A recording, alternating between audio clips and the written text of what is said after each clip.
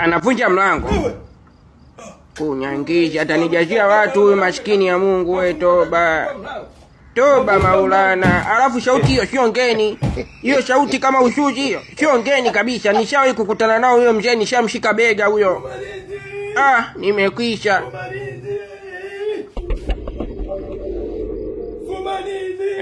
Unajua hiyo sauti sio ngeni Bikachara, kwa sababu hiyo sauti iko familia kabisa kwenye kichwa changu. Huyo mzee nilishamkwangua kizazi. Ndio yeye huyo mzee, nilishamfyatua kizazi huyo. Kunyangizi. Leo hapa patakuwa padogo.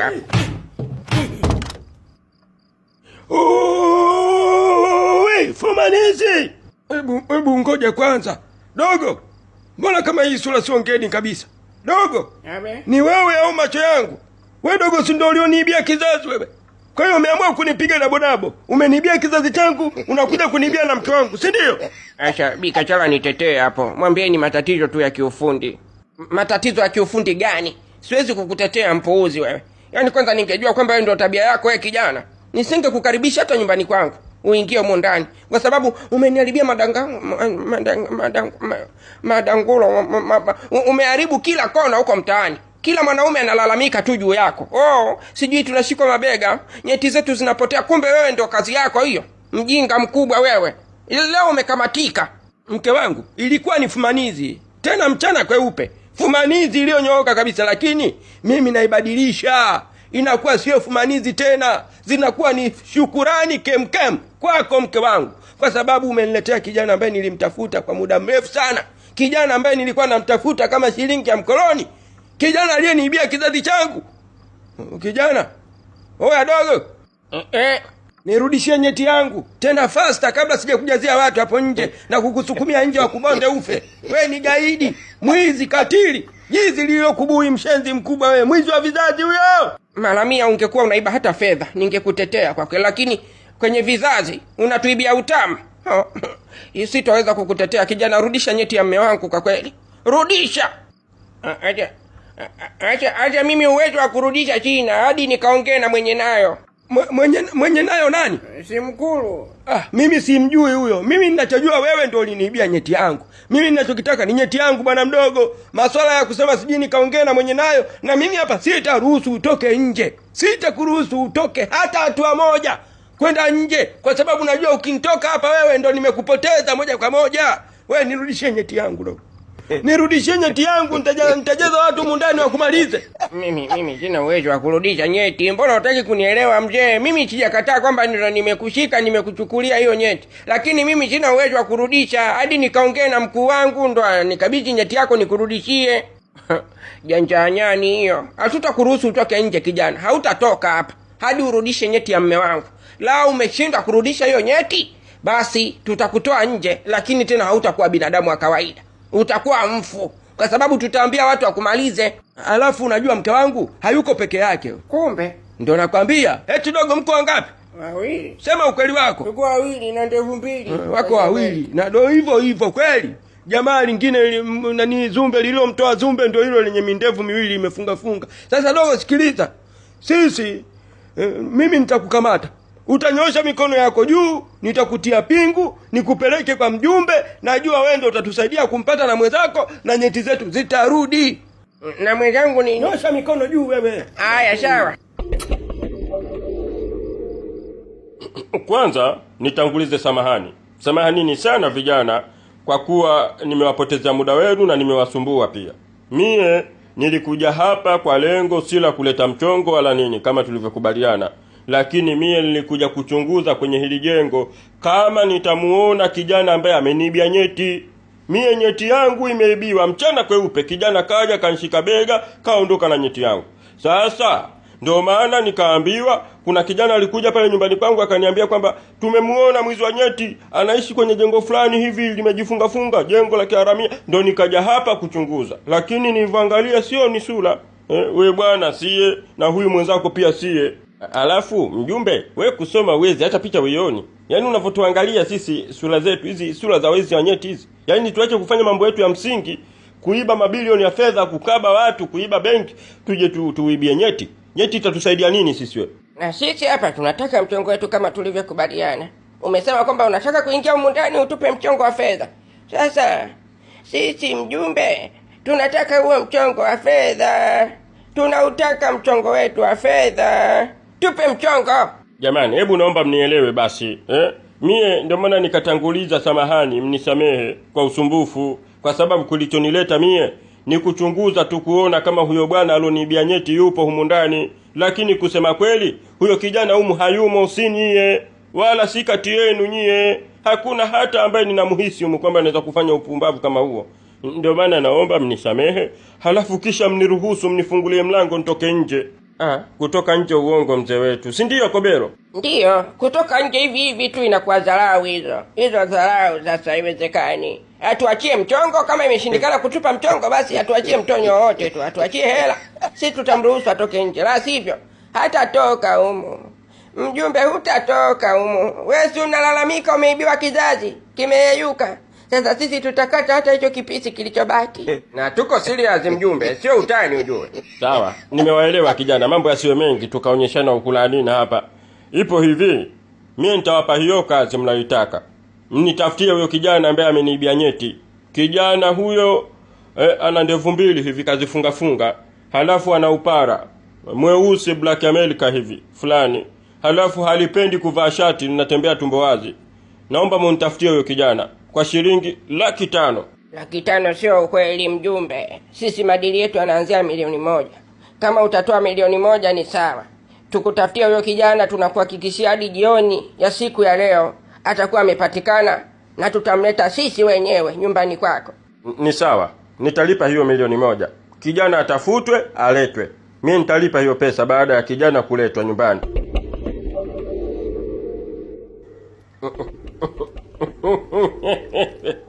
Vijana mbona wamepotelea mitini?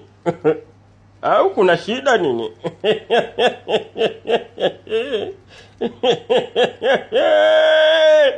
Iyo! Unaonekana ni wazembe sana. Sidhani kama atafanikiwa. Nimewachomesha. Nadhani kuna tatizo limetokea. Si kawaida. Vijana huwa wana tabia ya kunitembelea kila baada ya siku moja na niletea nyeti mpya. Lakini sasa naona siku ya pili imekwenda. Hawajaja. Mapuu yao ya.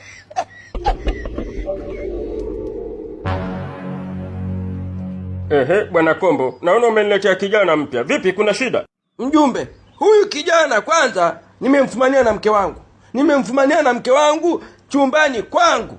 Hayo yote nimesahau, potelea pwete. Lakini la msingi na la maana lilofanya nimlete hapa kwako, huyu kijana ndio yule ambaye alinishikaga mkono na nyeti yangu ikayeyuka. Na nilikuwa namuuliza mko wangapi, akasema yuko yeye na kijana mwenzake mwingine ambaye ana mandevu mawili ameyafunga, ambaye wewe ndio umenieleza kwamba naye alikushika bega na nyeti ikaondoka. Safi sana Bwana Kombo, umefanya jambo la maana sana. Tena hapa sijui pongezi nimpe nani, Bi Kachala, maana isingekuwa fumanizi hii sijui kama tungempata huyu kijana. Safi sana. Sasa we bwana mdogo kuna nina, utatusaidia kumpata bedui mwenzako kwa hali yoyote ile, na hatutaruhusu utoke hapa. Najua mawasiliano yake unayo, kama mnafanya kazi moja najua mtakuwa mnawasiliana. Sasa utamuita mwenzako aje hapa, halafu mturudishie nyeti zetu. Utampigia simu, umwambie aje haraka sana. Umtumie location afike hapa ndani haraka iwezekanavyo. Mwambie umepata dharura na huwezi kulitatua hili tatizo bila yeye. Aje upesi, na kama utashindwa kufanya hivyo, basi sisi tutachukua sheria mkononi. Na sidhani kama kuna muda wa kubinuka kama umevimbilwa kijana. Huo muda hatuna sie. Piga simu hiyo, muite huyo mwenzako ndevu mbili aje hapa mturudishie nyeti zetu. Na kama hili zoezi litashindikana, basi sie tutapotezea hizo nyeti potelea pwete, lakini nyie tutahakikisha mnatoweka katika ulimwengu huu wa dunia. Mwakufa leo hapa. Mpige simu huyo.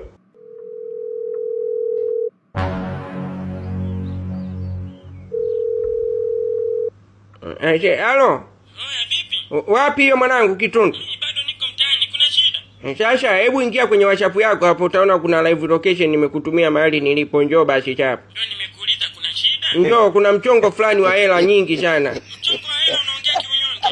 Sasa mchongo wenyewe naongeaje kwa furaha wakati mchongo wenyewe mchongo wa hela nyingi. We njoo kwanza, njoo. Lazima umekamatwa. Njoo basi chapu. Poa, nakuja. Haya poa, nakusubiri. Changamka. Na kabla hajafika hapa nyumbani rafiki yako, we uanze kutabana kabisa mapema. Uanze kunirudishia nyeti yangu, maana wewe ndio ulichukua ya kwangu, si ndio? Anza kutabana nyeti yangu irudi. Sasa hizo haraka kombo si nzuri. We tulia, huyo kijana mwingine afike. Wakija kutabana hapa watatabana kwa pamoja. Na kama zinarudi zote kwa pamoja. Yangu yarudi na yako yarudi. Sio tena mwenzangu we ya kwako irudi hapa mapema, mara ghafla huyo kijana mwingine kapotea hajaamua kuja, ya kwangu ipotee mazima. Yaani kama kuondoka ziondoke zote. Kuliko we mwenzangu yarudi ya kwangu hayarudi. Subiri huyo kijana kwanza afike hapa. Alafu unakumbuka mzee nilikwambia kwamba nyeti tumemkabidhi mwenye nazo. Kwa hiyo itakuwa ni process kidogo. Sababu itabidi tumuombe tena mkulu wetu huko ili arudishe zile nyeti tuwakabidhi. Ila sasa sisi wenyewe hatuwezi kurudisha bila kufanya mawasiliano na mkulu wetu. Hiyo sio kazi yetu sasa sisi. Hiyo ni kazi yenu. Sisi tunachotaka nyeti zetu zirudi. Na tushakwambia dogo. Na ahadi ni deni. Tumekwambia hivi, kama itashindikana leo kurudisha nyeti zetu hapa, yaani nyie basi tutabadilishana majengo ya serikali.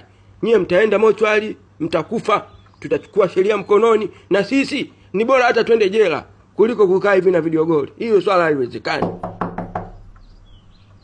Ni yeye huyo kashafika. Sasa wewe kijana utakiwa kuongea, mwambie kwamba karibu, ingia ndani. Sio hapa nini? Mbona location inaonyesha? Ndio hapa, ingia mjomba, mlango uko wazi. We ingia tu. Zabandina. Shajichanganya, umeingia kwenye mtego kirahisi.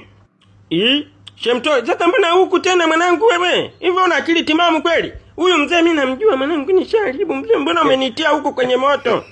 Aise, bwana mdogo Fadhili huko nje. Babu. Hebu funga huo mlango kwa nje huo ngingingi. Tayari. Sadaka, kumbe uko faster.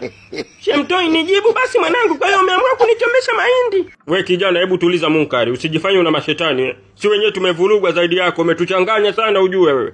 Waswahili wanasema kwamba za mwizi 40, sasa zako zishafika mwenda wazimu we. Sasa nakwambia aje, siye hatutaki kingine chochote kutoka kwako.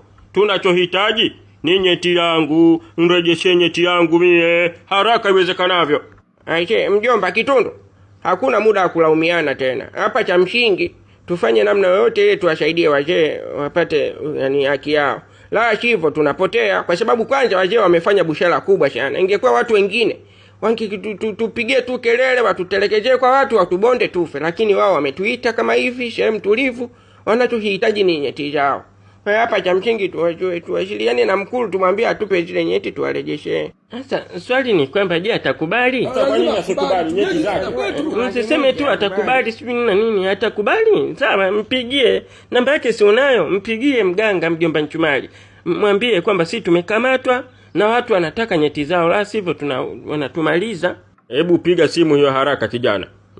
Kwa huyo mkulu wenu tupate nyeti zetu. Na niwaambie kijana, hii ndio nafasi yenu ya mwisho ya kusurvive. Ikishindikana basi mimi nawaambia kabisa tunawamaliza. Hatuna subaraheli katika hilo. Tunawamaliza kabisa.